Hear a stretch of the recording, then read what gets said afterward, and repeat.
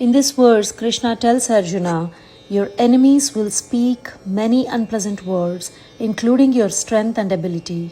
What could be more painful than such dishonor?" On the surface, Krishna is speaking about the battlefield.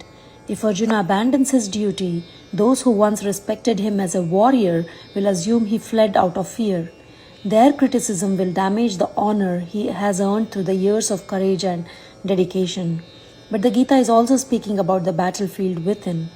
The enemies in this verse can be understood as our fears, doubts, insecurities, and the voices that discourage us from acting on what we know to be right. When we avoid our responsibilities because we fear failure, rejection, or criticism, these inner enemies become stronger. Many of us experience this in everyday life. We hesitate to start a new career, share our creative work, speak an uncomfortable truth, or pursue a dream because we worry about what others might say. Yet, the Gita reminds us that the pain of abandoning our purpose is often greater than the pain of criticism.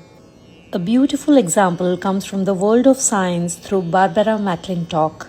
In the 1940s and 1950s, McClintock proposed the revolutionary idea that genes could move within the genome, what we now call jumping genes. Her findings challenged established scientific beliefs. Many scientists dismissed her work and some openly criticized her conclusions.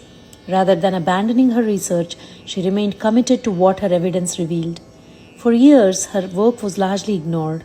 Decades later, the scientific community recognized her discovery as groundbreaking, and she received the Nobel Prize in Physiology and Medicine in 1983.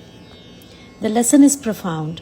If McClintock had allowed criticism and ridicule to define her choices, science might have lost one of its most important discoveries. This verse teaches us that criticism is often temporary, but the regret of not honoring our calling can last much longer.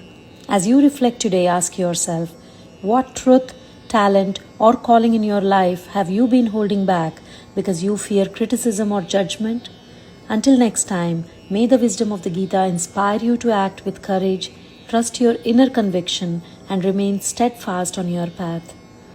Avachyavadanscha bahun vadishyanti tavahitaha nindantastav samarthyam tato dukkataram nukim. Thank you. Thank you for listening. I hope you liked the meaning and the recitation of this verse. Namaste.